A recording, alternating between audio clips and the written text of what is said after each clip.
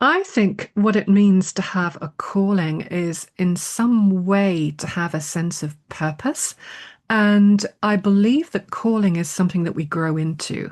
I think, for example, when I was a child, I had a very strong sense that I was probably here for something.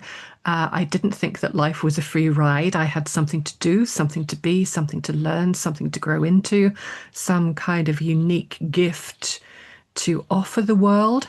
And that to me is calling. So I don't necessarily see it as something that we are fully aware of when we come into this world, or even very early on in our lives. I think calling is something that we grow into. If you like, it's the nature of the journey. And I do think that if we are too certain of what our calling is at an early age, it probably isn't that, because I think it's also an iterative process.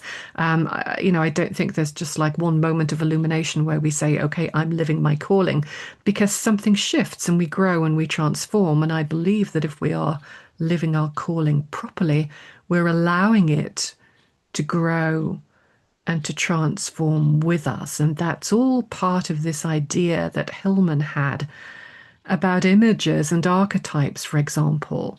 To me, an image, an archetype, a calling is not a static, finished phenomenon.